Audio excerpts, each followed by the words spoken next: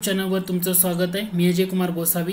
सराव प्रश्नसंच ही सिरीज आहे आपली। याच्यामध्ये तुम्हाला काही प्रश्न दिले जातील, त्या प्रश्नांचे 4 ऑप्शन्स असतील, त्या ऑप्शनचं तुम्हाला करेक्ट आन्सर तुमचा जो चॅट बॉक्स आहे त्याच्यामध्ये मेन्शन करायचं आहे। ठीक आहे, 30 सेकंदाचा अवधी तुम्हाला प्रत्येक प्रश्नाच्या साठी मिळू शकतो। ठीक आहे, दुसरं म्हणजे तुम्ही जर टेलिग्राम चॅनलला जॉईन केलं नसेल तर नक्की जॉईन करा। एमपीएससी ट्रिक्स नावाने आपला तो टेलिग्राम क्लिक करा। गुगल प्ले स्टोअरवर जाऊन MPSC tricks bye Ajay Kumar असं सर्च करा। अशा प्रकारे आपला अँड्रॉइड ॲप तुम्हाला त्या ठिकाणी पाहायला मिळेल। डिस्क्रिप्शन बॉक्समध्ये मी तुम्हाला त्याची लिंक देतोय, अँड्रॉइड ॲप डाउनलोड करायची, तर त्या ठिकाणी जाऊन तुम्ही ते डाउनलोड करू शकता। या ॲपवर गेल्यानंतर वेगवेगळे कोर्सेस तर आहेतच, पण सध्या आपला एक महत्त्वाचा कोर्स सध्या तिथं आलेला आहे, तो म्हणजे चालू घडामोडी 2022चा। या घडामोडीमध्ये जवळपास तुम्हाला डिसेंबर 2022 पर्यंत होणाऱ्या सर्व एक्झामसाठी तुम्हाला त्या ठिकाणी घडामोडी पाहायला मिळतील। जानेवारी 2021 पासूनच्या घडामोडी आपण त्या ठिकाणी कव्हर करतोय। महत्त्वाचं म्हणजे प्रत्येक व्हिडिओ तुम्हाला कितीही वेळा पाहता येईल, अनलिमिटेड वेळा व्हिडिओ पाहता येईल। पीडीएफ तुम्हाला मिळेल, ते डाउनलोड करून तुम्ही त्याच्या प्रिंट घेऊ शकता आणि कोर्स हा 31 डिसेंबर पर्यंत असेल। ओके, हे लक्षात घ्या।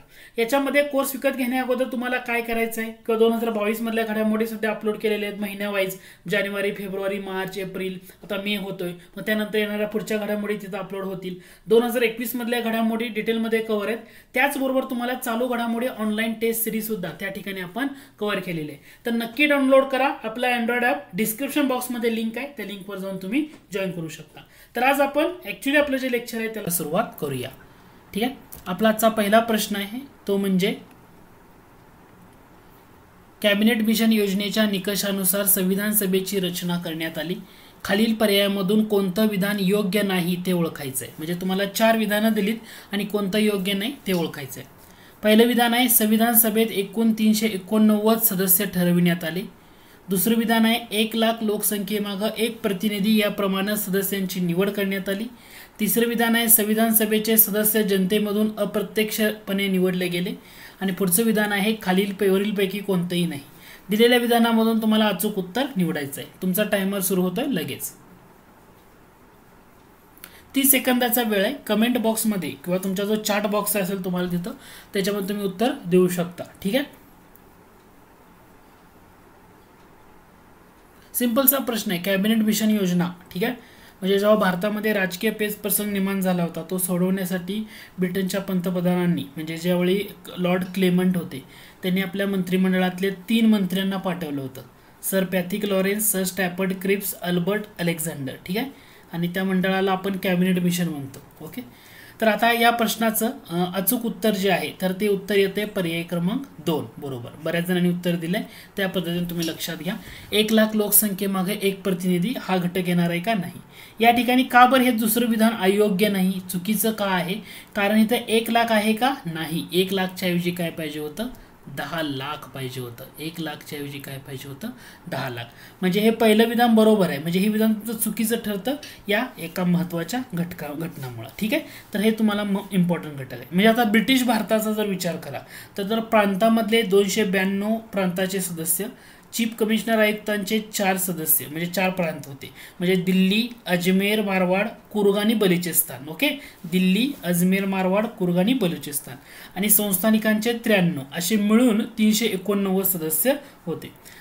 पहिल्यांदा काय केलं होतं, एक संपत्ती आणि शिक्षण याच्यावर बेसिकली कन्सिडर केलं होतं। 1935च्या कायद्यानुसार मतदानाचा अधिकार हा त्यासाठी दिला गेला होता। तर हा घटक इथं लक्षात घ्या। म्हणजे चुकीचं विधान कोणतं आहे, पर्याय क्रमांक 2 हे तुमचं करेक्ट आन्सर आहे। ठीक आहे, जाऊया पुढच्या प्रश्नाकडे। पुढचा प्रश्न आहे तो म्हणजे खालीलपैकी कोणत्या पक्षाने संविधान सभेच्या 1 जागा जिंकल्या नाहीत। संविधान सभेची 1 जागा कोणत्या पक्षानं जिंकली नाही। युनियनिस्ट पार्टी, युनियनिस्ट मुस्लिम, युनियनिस्ट अनुसूचित जाती का युनियनिस्ट अनुसूचित जमाती। तुम्हाला करेक्ट आन्सर यामध्ये द्यायचं आहे। ठीक आहे,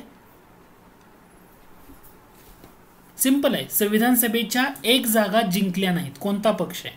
सगळे नावं सारखं दिसतील, युनियनिस्ट पार्टी पण आहे, युनियनिस्ट मुस्लिम पण आहे, युनियनिस्ट अनुसूचित जाती आहे, युनियनिस्ट अनुसूचित जमाती।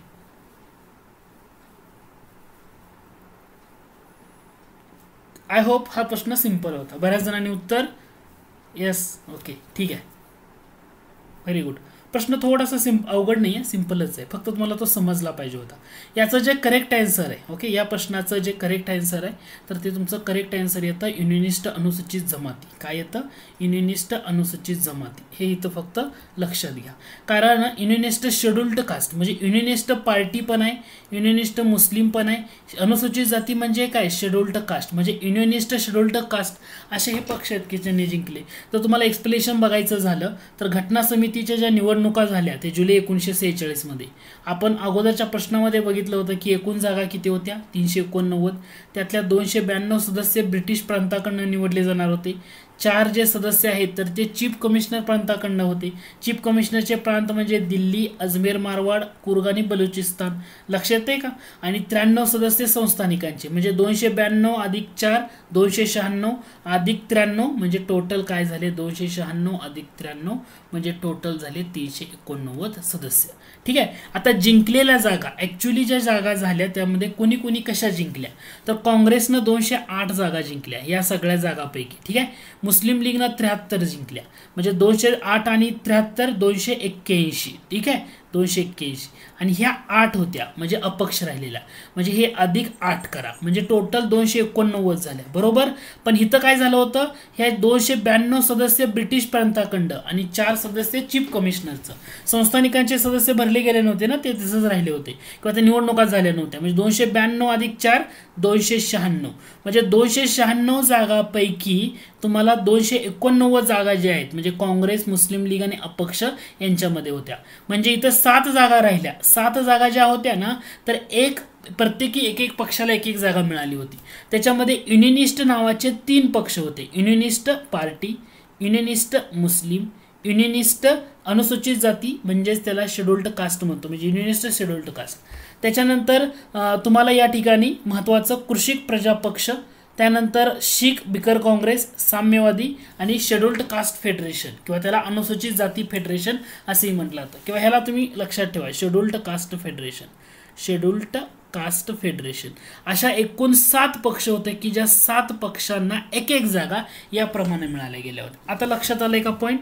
म्हणजे 296 जागांसाठी इलेक्शन झाल्या. बरोबर. त्यातल्या 208 काँग्रेसच्या, 73 मुस्लिम लीगच्या, 8 अपक्षच्या आणि 7 जागा ज्या होत्या प्रत्येकी एक याप्रमाणे युनिनिस्ट, मुस्लिम ह्या जे 7 पक्ष आहेत ना यांना मिळाल्या. मग तुम्हाला काय विचारलं होतं दिलेल्या प्रश्नामध्ये? मागच्या प्रश्नामध्ये जाऊ.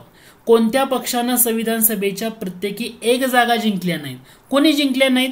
तर युनिनिस्ट पार्टीनं जिंकल्या, मुस्लिमनं जिंकल्या, अनुसूचित जातीनं जिंकल्या. अनुसूचित जमाती असं काही नव्हतंच ना, त्याच्यामुळे पर्याय क्रमांक म्हणजे पहिल्या 3 घटकावरचाच हा प्रश्न आहे. आय होप हा मुद्दा तुमच्या लक्षात आला असेल. ठीक आहे, क्लिअर? ओके, पुढच्या प्रश्नाकडे जाऊया. पुढचा प्रश्न आहे खालील विधानातून अयोग्य विधान ओळखायचं आहे. संविधान सभेची पहिली बैठक 9 डिसेंबर 1946 रोजी पार पडली. संविधान सभेच्या पहिल्या अधिवेशनास 208 सदस्य उपस्थित होते.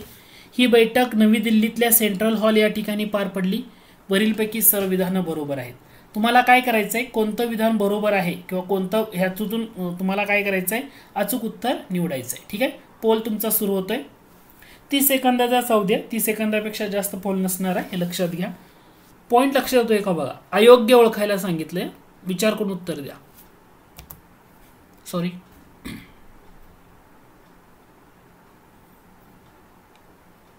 ठीक आहे, पोलमध्येच थांबला. ओके, ठीक आहे, ठीक आहे.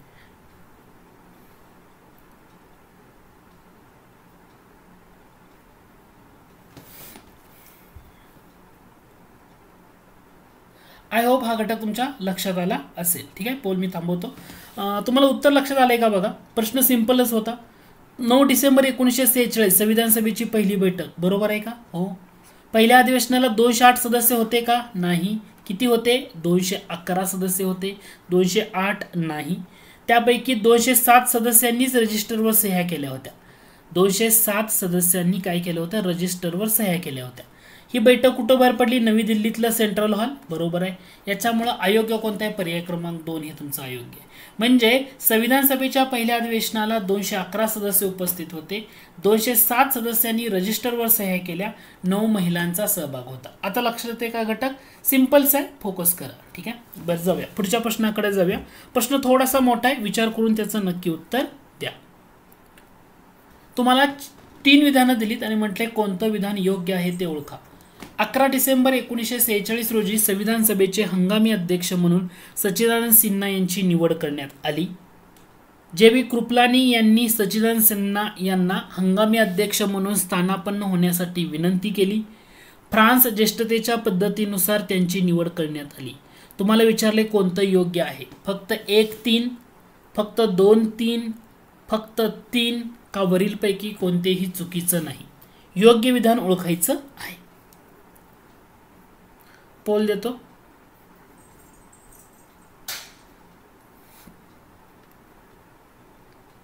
30 सेकंदाचा वेळ आहे. विचार करून उत्तर द्या. अवघड नाही आहे.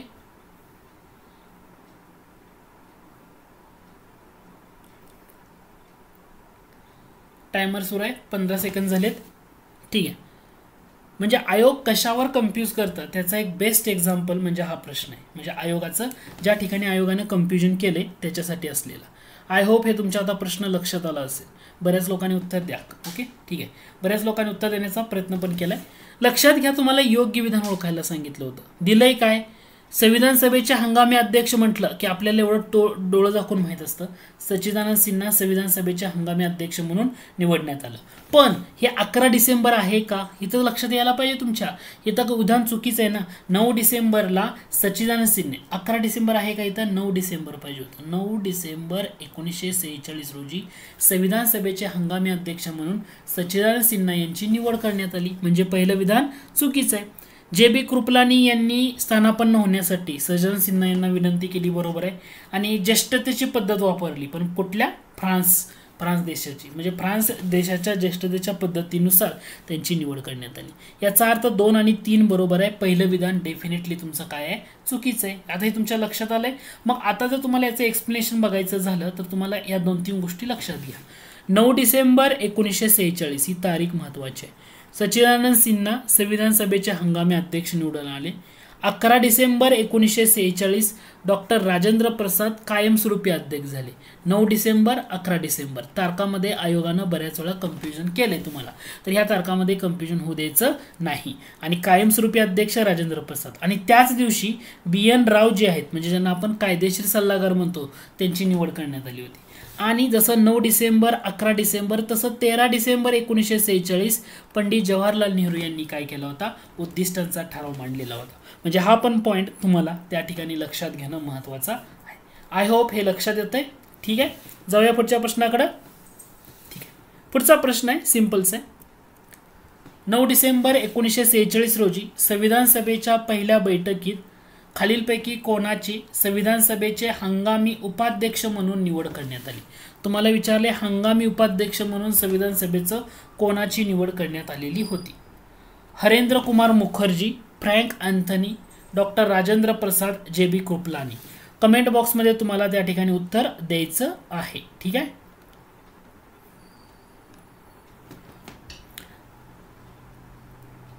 संविधान सभेच्या हंगामी उपाध्यक्ष म्हणून कोणाची निवड करण्यात आली.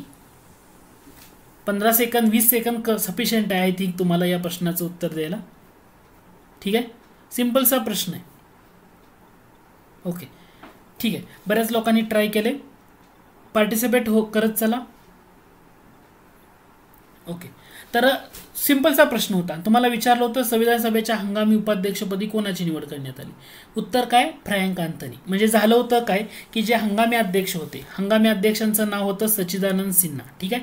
सच्चिदानंद सिन्हा यांनी आरोग्याचं कारण दिलं होतं. त्यांनी म्हटलं होतं की मी आरोग्याच्या कारणामुळे मला मदत करण्यासाठी एका व्यक्तीची गरज आहे, म्हणून हंगामी उपाध्यक्ष नियुक्त करण्याची विनंती त्यांनी केली होती. आणि त्यांच्या विनंतीला मान देऊन फ्रँक अँथनी किंवा अँथोनी म्हणतो यांची नियुक्ती हंगामी उपाध्यक्ष म्हणून करण्यात आलेली होती. ठीक आहे. जाऊया पुढच्या प्रश्नाकडे जाऊया. पुढचा प्रश्न आहे 9 डिसेंबर 1946 रोजी संविधान सभेच्या पहिल्या बैठकीत खालीलपैकी कोणत्या देशाच्या सदिच्छा संदेशाचे वाचन करण्यात आले. म्हणजे कोणत्या देशानं पाठवलेले जे सदिच्छा संदेश होते ना त्याच्यामध्ये वाचन करण्यात आलं. अमेरिका, चीन, रशिया की ऑस्ट्रेलिया असे तुम्हाला ऑप्शन दिलेले आहेत आणि तुम्हाला काय म्हटलंय याच्यातून आन्सर निवडायचं आहे. ठीक आहे. पोल देतो. पर्याय इथं आहेत 1 2 3 1 3 4 1 2 4 वरीलपैकी सर्व. कोणत्या देशाच्या सदिच्छा संदेशाचं वाचन करण्यात आलं संविधान सभेच्या पहिल्या बैठकीत?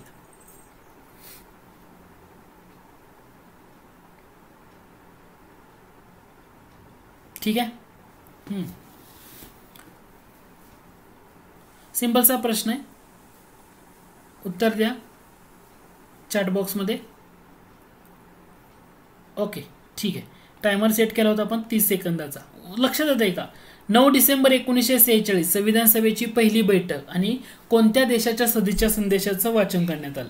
दिलंय काय? अमेरिका दिला का? सदिच्छा संदेशाचं वाचन झाले ना.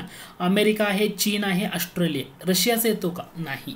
म्हणजे उत्तर काय आहे? 1, 2, 4 म्हणजे पर्याय क्रमांक 3 ज्यांनी दिलं त्यांचं ते करेक्ट आन्सर असणार आहे. लक्षात येतंय का मुद्दा? म्हणजे तुम्हाला जर एक्सप्लेनेशन बघायला गेलं की संविधान सभेची जेव्हा पहिली बैठक व्हायची होती तेव्हा बंगाल प्रांतातला एक सदस्य होता, त्यांचं नाव आहे प्रसन्ना देव रायकट. यांचा मृत्यू झाला होता किंवा त्यांचं निधन झालं होतं. मग संविधान सभेची जी पहिली दिवस बैठक होती त्यावेळी त्यांना श्रद्धांजली अर्पण करण्यात आली. ही ना इंटरेस्टिंग गोष्ट आहे, लक्षात राहू द्या, इंटरेस्टिंग गोष्ट आहे. दुसरा घटक काय आहे? संविधान सभेचा. आता करंटमध्ये पण हा मुद्दा चर्चेत आहे. संविधान सभेचे जे एक सदस्य होते की ज्यांचे अखेरचे सदस्य म्हणतो, मे 2021 मध्ये त्यांचं निधन झाले. त्याच्यामुळे हा पॉईंट महत्वाचा आहे. सो संविधान सभा थोडंसं व्यवस्थित करा. ठीक आहे, पुढच्या प्रश्नाकडे जाऊया. पुढचा प्रश्न आहे 7 एप्रिल 1947 पर्यंत ओके खालीलपैकी कोणत्या संस्थानिकांचा संविधान सभेमध्ये सहभाग नव्हता? कोणत्या संस्थानिकांचा सहभाग नव्हता ते ओळखा. जयपूर, जोधपूर, उदयपूर, बिकानेर, बडोदा, पटियाला अशा ऑप्शन्स दिलेले आहेत. आणि तुम्हाला काय म्हटले? कोणत्या संस्थानिकांचा सहभाग नव्हता? पर्याय फक्त 1, फक्त 2, फक्त 7, फक्त 4. हे तुमचं ऑप्शन आहे. पोल देतो, कमेंट बॉक्समध्ये उत्तर मेन्शन करा चॅट बॉक्समध्ये. मी टायमर सुरू केलाय. एप्रिल 1947 पर्यंत कोणत्या संस्थानिकांचा संविधान सभेमध्ये सहभाग नव्हता असं विचारलंय. ओके ठीक आहे.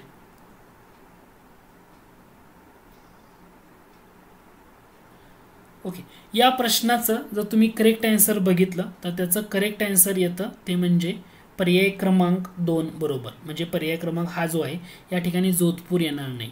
म्हणजे जयपूर, उदयपूर, बिकानेर, बडोदा, पटियाला, रेवा. म्हणजे तुम्हाला लक्षात ठेवायचं आहे की ह्यामध्ये एकूण 6 संस्थानिकं महत्वाची. जयपूर, उदयपूर, बिकानेर, बडोदा, पटियाला, रेवा या 6 संस्थानिकांनी सहभाग घेतलेला होता किंवा सहभागी झाले होते. कोण झालं नव्हतं? जोधपूर झालं नव्हतं. किंवा लक्षात ठेवताना असं पण लक्षात ठेवा, उदयपूरची रेवा पटियाला घालून, उदयपूरची रेवा पटियाला घालून जयपूर बिकानेर मार्गे बडोद्याला आली. कुठं आली? बडोद्याला आली. आता लक्षात आहे का? उदयपूरची रेवा पटियाला घालून जयपूर बिकानेर मार्गे बडोद्याला आली.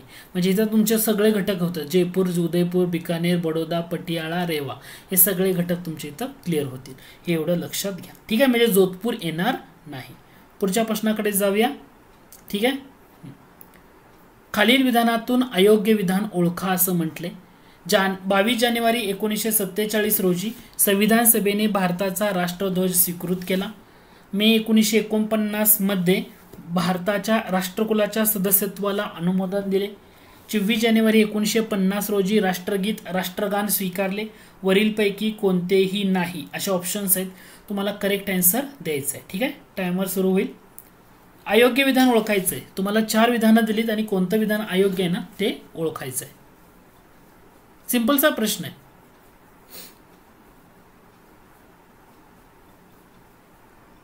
ठीक आहे, गुड. ट्राय करा सर्वांनी. चॅट बॉक्समध्ये तुम्हाला उत्तर द्यायचं आहे, मेन्शन करायचं आहे ABCD कोणतं उत्तर असेल ते.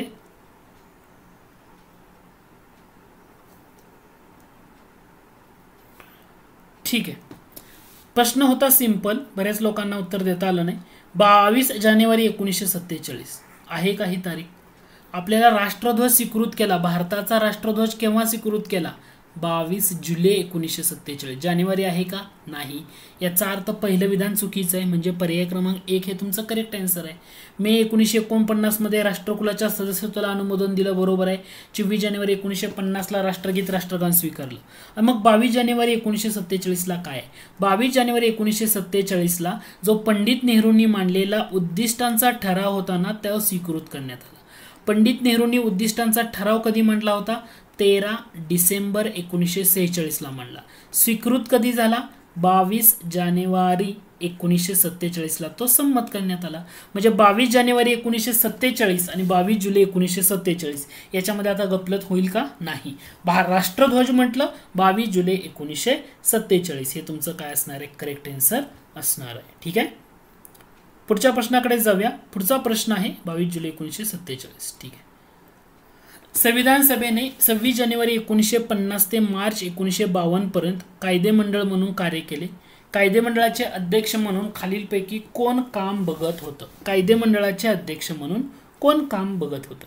Doctor Rajendra Prasad, doctor Sachchidananda Sinha, G V. Mavalankar, doctor Babasaheb Ambedkar. Correct answer काय? कायदेमंडळाचे अध्यक्ष म्हणून कोण काम बघत होतं? सिंपल्स आहे. 15 सेकंद वेळ आहे तुमच्याकडे.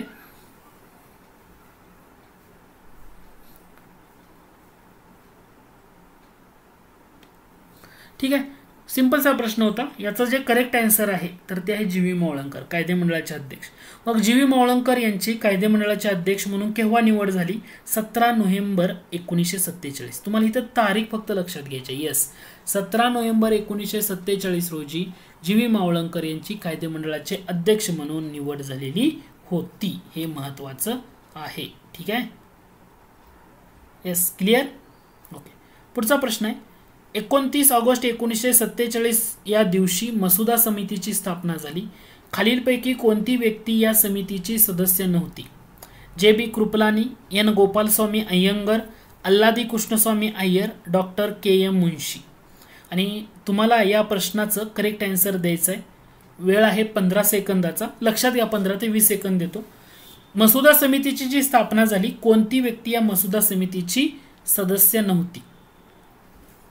15 ते 20 सेकंदाचा अवधी मिळेल तुम्हाला. टायमर सुरू करतोय. चॅट बॉक्समध्ये तुम्हाला उत्तर मेन्शन करायचं आहे. एमपीएससी ट्रिक्स टेलिग्राम चॅनल आहे, त्या ठिकाणी जॉईन होत चला. अपडेट नोटिफिकेशन तुम्हाला त्या ठिकाणी मिळत जाते. चॅनलला अजून सबस्क्राईब केलं नसेल तर नक्की करा. ठीक आहे. ओके. सिंपलचा प्रश्न होता 29 ऑगस्ट 1947. करेक्ट आन्सर काय असणार आहे बरं या प्रश्नाचं? या प्रश्नाचं जे.बी. कृपलानी सदस्य होते का? नाही. म्हणजे मसुदा समितीची जेव्हा स्थापना झाली त्या मसुदा समितीला 29 ऑगस्ट 1947 सदस्य किती होते? 7 सदस्य होते. अध्यक्ष होते डॉक्टर बाबासाहेब आंबेडकर. म्हणजे एन. गोपालस्वामी अय्यंगर हे सदस्य आहेत. अल्लादी कृष्णस्वामी अय्यर आहेत. Doctor K M. मुन्शी हे पण आहेत. सय्यद मोहम्मद सादुल्ला हे पण आहेत. एन. माधवराव म्हणजे बी.एल. मित्तर यांच्या जागी आले होते, कारण त्यांनी आरोग्याच्या कारणामुळे मित्तर यांनी राजीनामा दिला, म्हणून माधवराव येतात. टी.टी. कृष्णमाचारी ॲक्च्युली हे कोणामुळे आले? डी.पी. खेतान यांचा 1948 मध्ये मृत्यू झाला, म्हणून टी.टी. कृष्णमाचारी यांची त्या ठिकाणी निवड करण्यात आली. म्हणजे मसुदा समितीमध्ये एकूण 7 सदस्य आहेत. अध्यक्ष 1 आणि 6 इतर सदस्य, म्हणजे 1+6 असं म्हणून. आणि मसुदा समितीची स्थापना कधी झाली होती? 29 ऑगस्ट 1947. एमपीएससीने ना तुम्हाला या तारखेवर सुद्धा प्रश्न विचारलेला आहे. सिंपल्स आहे ना, लक्षात ठेवायला अवघड नाही. अय्यंगर, अय्यर, मुन्शी, सादुल्ला, राव आणि कृष्णमाचारी एवढं लक्षात घ्या. येत काय नव्हतं प्रश्नामध्ये दिलेल्या परिणामाला कृपलानी येणारच नव्हते ना. तुम्हाला कोणता सदस्य नव्हता म्हटलं? अय्यंगर होता, अय्यर होते, मुन्शी होते, कृपलानी नव्हते. हे तुमचं इथं क्लिअर होऊन जाईल. ठीक आहे. पुढचा प्रश्न आहे थोडासा अवघड आहे, विचार करून उत्तर द्या. जास्त अवघड नाहीये, पण याच्यावर बऱ्याच वेळा विचारलंय. भारतीय संविधानातील खालीलपैकी कोणत्या तरतुदी 26 नोव्हेंबर 1949 या दिवसापासून लागू झाल्या? कोणत्या तरतुदी 26 नोव्हेंबर 1949 या दिवसापासून लागू झाल्या? नागरिकत्वाशी संबंधित, राष्ट्रपतींची निवडणूक, आकस्मिक परिस्थितीमध्ये राष्ट्रपतींचे अधिकार, राष्ट्रपतींची शपथ, तात्पुरती संसद व तिचे सभापती, उपसभापती आणि निवडणुका. हे सगळं दिलेलं आहे आणि तुम्हाला म्हटले करेक्ट आन्सर कोणता आहे ना ते ओळखा. 1 2 3 5 1 3 4 5 1, 3, 5 वरीलपैकी कोणतेही चुकीचं नाही.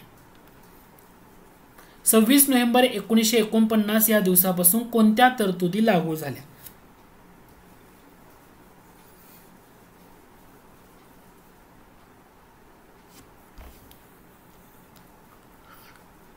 थोडासा अवघड प्रश्न आहे.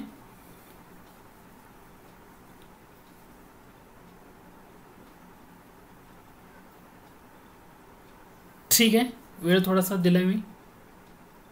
ओके, ठीक आहे. बऱ्याच लोकांनी ट्राय केलं या प्रश्नाचं उत्तर द्यायला.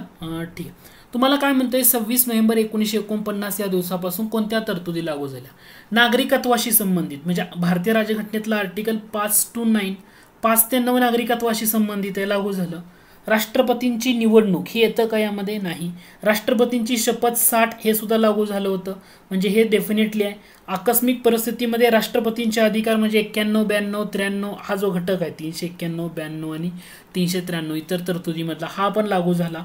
तात्पुरती संसद तिचे सभापती व उपसभापती म्हणजे जवळपास 379, 80च्या आर्टिकल आहेत हे लागू झाले. निवडणुका म्हणजे कलम 324 हे सुद्धा लागू झालं. म्हणजे राष्ट्रपतीची निवडणूक कलम शपथ सांडलं, राष्ट्रपतीची निवडणुकीचं कलम त्यामध्ये येतं का? नव्हतं.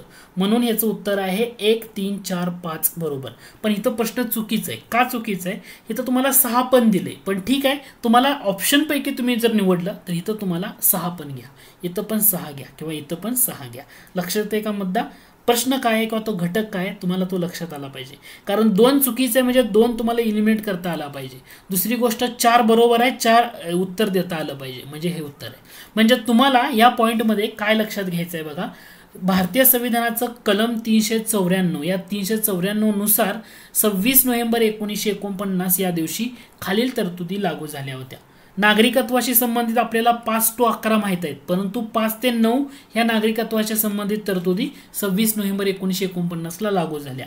म्हणून इथं 5 to 9 हे लक्षात घ्या, 11 नाहीये. राष्ट्रपतींची शपथ कलम 60 हे सुद्धा लागू झालं. निवडणुका कलम 324 लागू झालं. त्यानंतर कलम 366, 67 व्याख्या अर्थबोधन आहेत. 1980 तात्पुरती संसद तिचे सभापती उपसभापतीच्या संदर्भात. हंगामी संसद हंगामी विधिमंडळ 388 आणि आकस्मिक परिस्थितीमध्ये राष्ट्रपतींचे अधिकार व इतर तरतुदी 91, 92, 93. म्हणजे राष्ट्रपती शपथ आहे परंतु राष्ट्रपती निवडणुका नाही. म्हणून इथलं पर्याय क्रमांक 2 उत्तर येणार आहे. 2 सोडून सगळं बरोबर. पॉइंट समजून घ्या, घटक महत्वाचा. क्लिअर? ठीक आहे. पुढचा प्रश्न आहे, सिंपलच आहे. भारतीय संविधानातील खालीलपैकी कोणती तरतूद आयरिश राज्यघटनेकडून घेतलेली नाही ते ओळखा. राज्य धोरणाची मार्गदर्शक तत्व, राष्ट्रपतीच्या निवडणुकीची पद्धत, राज्यसभेवर काही सदस्यांचं नामनिर्देशन हा तिसरा ऑप्शन आहे. आणि चौथा ऑप्शन आहे या ठिकाणी तो म्हणजे राज्यसभेच्या सदस्यांची निवडणूक. तुम्हाला करेक्ट आन्सर द्यायचं आहे, कोणती तरतूद आयरिश राज्यघटनेमधून घेतलेली नाही. सिंपल्स आहे. काय उत्तर असेल चॅट बॉक्स मध्ये मेन्शन करा. येस, आणखी कोण? ट्राय करा.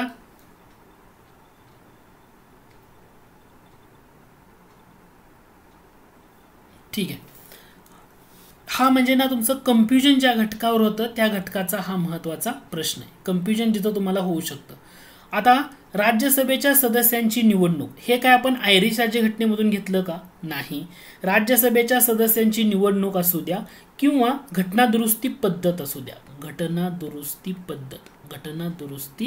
पद्धत हे कोणाकडून घेतलं? साऊथ आफ्रिकेकडून घेतलं. साऊथ आफ्रिका म्हणजे हे नाहीये. म्हणजे मार्गदर्शक तत्व, राष्ट्रपतीच्या निवडणुकीची पद्धत, राज्यसभेवर काही सदस्याचे नामनिर्देशन हे कोणाकडून घेतलं? आयरिशकडून. परंतु घटना दुरुस्ती पद्धत आणि राज्यसभेच्या सदस्यांची निवडणूक ही तरतूद भारतानं कोणत्या देशाच्या राज्यघटनेमधून घेतली? तर ही घेतली साऊथ आफ्रिकेकडून, दक्षिण आफ्रिकेकडून. लक्षात येतोय का मुद्दा? महत्वाचा घटक आहे, याला फोकस करा. ठीक आहे. पुढचा प्रश्न आहे म्हणजे राज्यसभेच्या सदस्यांची निवडणूक घटना दुरुस्ती पद्धत हे कोणाकडून घेतलं? दक्षिण आफ्रिकेकडून. प्रश्न आहे, राष्ट्रपतीवरील महाभियोग व सर्वोच्च व उच्च न्यायालयाच्या न्यायाधीशास पदावरनं दूर करणं ही तरतूद भारतानं कोणत्या देशाच्या राज्यघटनेमधून घेतली? ब्रिटन, अमेरिका, कॅनडा की रशिया? राष्ट्रपतीचा महाभियोग पण म्हणतोय आणि सर्वोच्च उच्च न्यायालयाच्या न्यायाधीशाला पदावरनं दूर करणं ही तरतूद. सिंपल आहे, अवघड वाटतंय का? ठीक आहे, ओके गुड.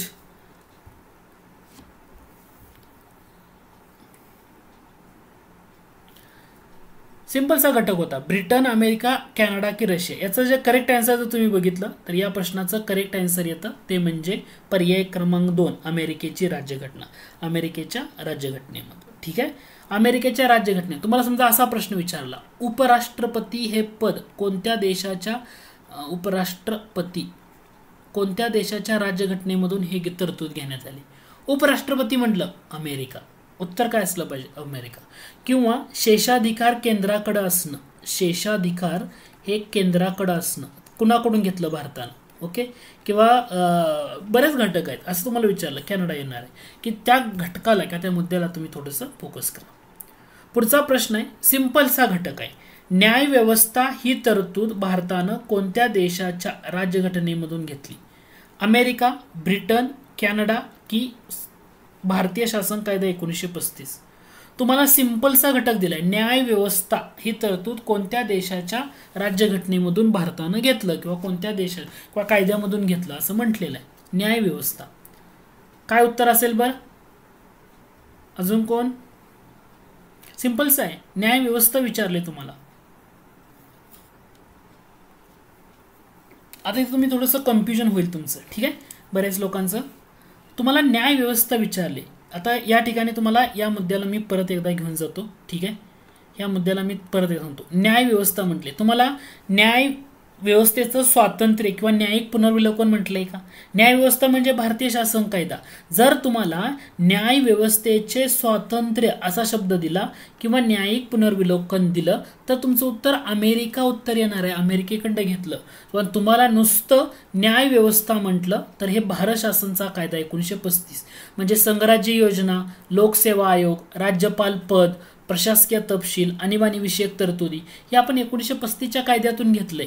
आणि न्यायव्यवस्थेचं स्वातंत्र्य, न्यायिक पुनर्विलोकन अमेरिकेकडं, मूलभूत हक्क अमेरिका, उपराष्ट्रपती अमेरिका, राष्ट्रपतीवरचा महाभियोग किंवा सर्वोच्च उच्च न्यायालयाच्या न्यायाधीशाला पदावरनं दूर करणं हे सगळं आपण अमेरिकेकडं घेतलंय. यामध्ये ना कन्फ्युजन होऊ देऊ नका. पुढचा प्रश्न आहे, प्रस्ताविकेमधील सामाजिक, आर्थिक व राजकीय न्यायाचा आदर्श ही तरतूद भारतानं कोणत्या देशाच्या राज्यघटनेमधून घेतली? फ्रान्स, रशिया, ऑस्ट्रेलिया की जपान? प्रश्न होता प्रस्ताविकेमधील सामाजिक, आर्थिक व राजकीय न्यायाचा आदर्श. इथं सुद्धा तुमचं थोडंसं कन्फ्युजन केल्यासारखं. काय उत्तर असेल?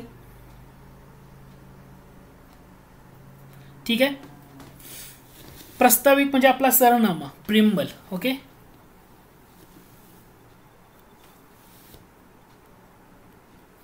याचं जे करेक्ट आन्सर आहे तर तुमचं करेक्ट आन्सर येतं रशिया देशाच्या राज्यघटनेमधून घेतलं. कारण मूलभूत कर्तव्य घ्या किंवा इथं तुम्हाला कन्फ्यूज का होईल की प्रस्ताविकेमधलं स्वातंत्र्य, समता आणि बंधुता हे आपण फ्रान्समधून घेतले. म्हणजे या ठिकाणी 2 घटक लक्षात घ्या. रशियाची किंवा USSR राज्यघटना म्हणजे मूलभूत कर्तव्य तर आहेत, पण प्रस्ताविकेमधलं सामाजिक, आर्थिक व राजकीय न्यायाचा नेत्याचा झाले, न्यायाचा आदर्श पाहिजे, न्यायाचा आदर्श पाहिजे. ठीक आहे, आणि फ्रान्स देशाची राज्यघटना म्हटलं प्रस्ताविकेमधलं स्वातंत्र्य, समता व बंधुता, स्वातंत्र्य, समता, बंधुता फ्रान्स देशात. ऑस्ट्रेलियाच्या राज्यघटनेतनं लक्षात ठेवताना संव्यास लक्षात घ्या. संव्यास म्हणजे संयुक्त बैठक, व्यापार वाणिज्य स्वातंत्र्य आणि समवर्ती सूची. म्हणजे संयुक्त बैठक, समवर्ती सूची, व्यापार वाणिज्य स्वातंत्र्य ऑस्ट्रेलियाकडे घेतलं. जपानमधून कायद्यानं प्रस्थापित पद्धत ही तरतूद घेतली. हे लक्षात येते? ठीक आहे. पुढचा प्रश्न आहे, भारताने वेगवेगळ्या देशाच्या राज्यघटनेमधून वेगवेगळ्या तरतुदी घेतल्या. खालीलपैकी कोणती जोडी अयोग्य आहे ते ओळखा. म्हणजे वेगवेगळ्या देशाच्या राज्यघटनेमधून काही ना काही भारताने तरतुदी घेतल्यात, अयोग्य ओळखा म्हटले. सर्वोच्च न्यायालयाचे सल्लागार अधिकार क्षेत्र कॅनडा, राज्यपालाचे पद कॅनडा, उपराष्ट्रपती पद अमेरिका, एकच नागरिकत्व ब्रिटन. आणि तुम्हाला म्हटले कोणतं अयोग्य आहे? फक्त 2, फक्त 3, फक्त 4 का वरीलपैकी कोणतंही नाही? विचार करून उत्तर द्या.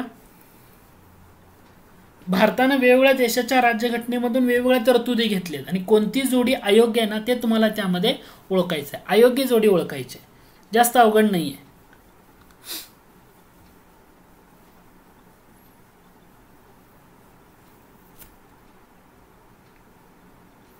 ठीक आहे. कॅनडा खंड काय घेतलं याच्यामध्ये कन्फ्युजन. याचं उत्तर आहे पर्याय क्रमांक 1 फक्त 2 हे जे आहे ना हे तुमचं अयोग्य आहे. म्हणजे सर्वोच्च न्यायालयाचे सल्लागार अधिकार क्षेत्र कॅनडा बरोबर आहे, उपराष्ट्रपती अमेरिका बरोबर आहे, एकच नागरिकत्व ब्रिटन बरोबर आहे. राज्यपालाचे पद असं जर म्हटलं तर कॅनडा येतं का? नाही. 1935चा कायदा. राज्यपाल पद म्हटलं 1935चा कायदा. आणि राज्यपाल केंद्राचा प्रतिनिधी, राज्यपाल जो आहे तो केंद्राचा प्रतिनिधी म्हणून नेमणूक, राज्यपाल केंद्राचा प्रतिनिधी म्हणून नेमणूक हे कुठून घेतलं तर हे तुमचं घेतलेलं आहे कॅनडामध्ये. लक्षात आहे, राज्यपाल केंद्राचा प्रतिनिधी म्हणून नेमणूक कॅनडा आणि राज्यपाल पद 1935चा कायदा, म्हणून पर्याय क्रमांक 2 चुकीचा आहे. इथं पाहिजे होतं 1935चा कायदा. आणि जर कॅनडा बरोबर यायचं असेल तर हे विधान पाहिजे होतं, राज्यपाल केंद्राचा प्रतिनिधी म्हणून नेमणूक. म्हणजे ह्या दोन घटकामध्ये कन्फ्युजन होऊ द्यायचं नाही. राज्यपालाचे पद 35चा कायदा, राज्यपाल केंद्राचा प्रतिनिधी म्हणून नेमणूक कॅनडाची राज्यघटना. बाकी ब्रिटनच्या राज्यघटनेमध्ये संसद, शासन व्यवस्था, कायदा, राज्य, एकच नागरिकत्व, कॅबिनेट व्यवस्था, संसदेचे विशेष अधिकार असेल, द्विग्रही संसद असेल, हे सगळे मुद्दे तुम्हाला पाहायला मिळतील. पुढचा प्रश्न आहे, भारतीय संविधान हे भारतीय जनतेच्या इच्छेनुसार असेल असं कोणी म्हटलं? पंडित नेहरू, मानवेंद्रनाथ रॉय, महात्मा गांधी आणि डॉक्टर आंबेडकर. कोणतं उत्तर असेल? विधान फेमस आहे, STI पूर्व 2012ला आणि बऱ्याच परीक्षेमध्ये विचारलं होतं. भारतीय संविधान भारतीय जनतेच्या इच्छेनुसार असेल असं कोणी म्हटलं, हे तुमचं उत्तर द्यायचं आहे. ठीक आहे, ओके.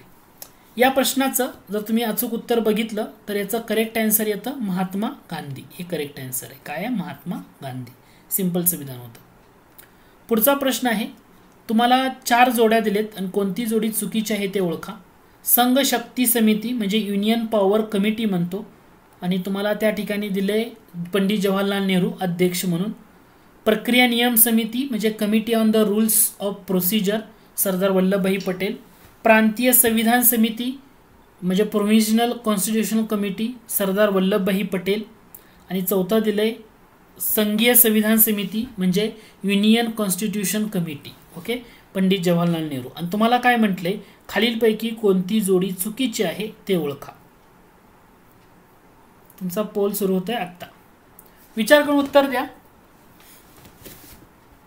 आपण एक सिंपलचा घटक सांगितला होता, लक्षात कसा ठेवायचा. तुम्हाला दिलंय काय आणि उत्तर द्यायचंय काय.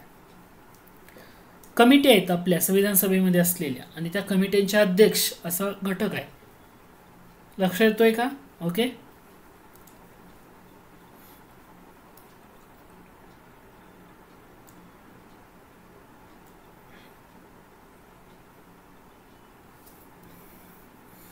ठीक आहे.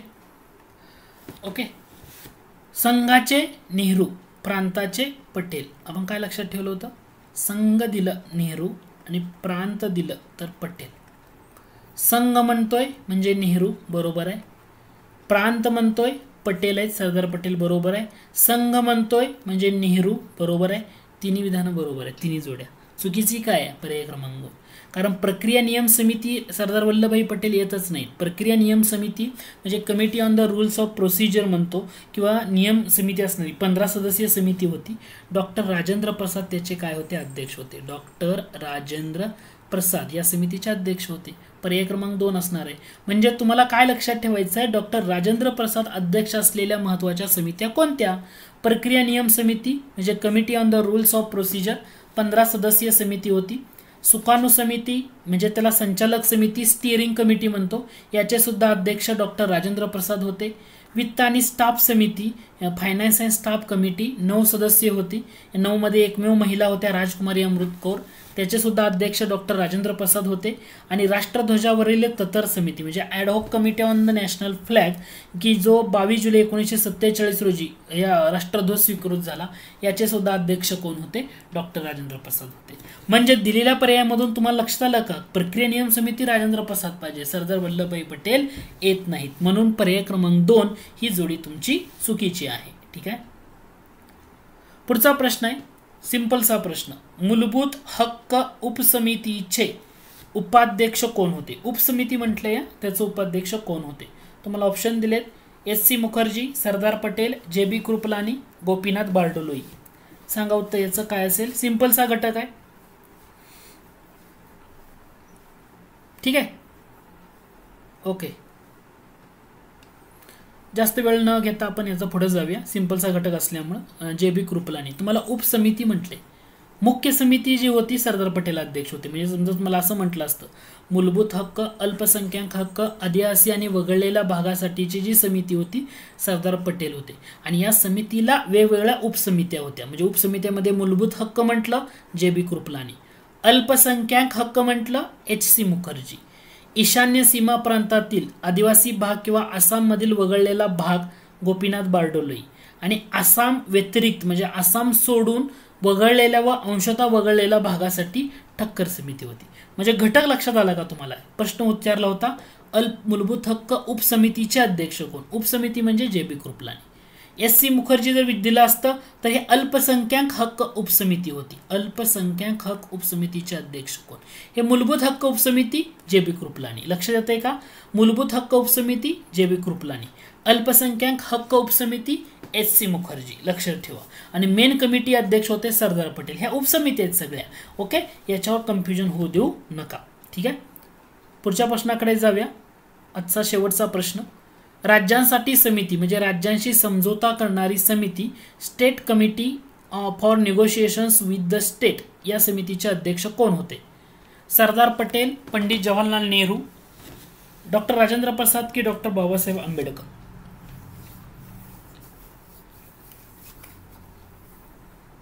लक्षात घ्या, राज्यांसाठी समिती कंसात म्हणतोय राज्यांशी समझोता करणारी समिती. मराठी समजत नसेल तर इंग्रजी मधला घटक बघा, state committee, committee for negotiation with state. आता लक्षात आलंय का? याचा अध्यक्ष कोण होते? तर या समितीचे अध्यक्ष कोण होते? करेक्ट आन्सर तुमचं यस, पर्याय क्रमांक 2 पंडित जवाहरलाल नेहरू या कमिटीचे अध्यक्ष होते. लक्षात ठेवा. सरदार वल्लभभाई पटेल घ्या, सरदार पटेल असतील. ओके, किंवा दुसरा आहेत पट्टाभी सीतारामय्या म्हणजे पट्टाभी सीतारामय्या घ्या. हे दोघं पण ह्या कमिटीचे काय होते? सदस्य होते. म्हणजे राज्यांसाठी असणारी समिती किंवा राज्यांशी समझोता करणारी समिती state committee for negotiations with state, अध्यक्ष विचारलं पंडित नेहरू असणार आहे, सदस्य विचारलं सरदार व इतर घटक त्यामध्ये तुम्हाला असणार आहेत. याच्याकडे पण थोडंसं लक्ष द्या. म्हणजे या मुद्द्याला फक्त कन्फ्यूज होऊ देऊ नका. सरदार वल्लभभाई पटेल पट्टाभी सीतारामय्या समितीचे सदस्य होते. म्हणजे कोणत्या? तर state committee, committee for negotiation with state. अध्यक्ष कोण होते? जवाहरलाल नेहरू.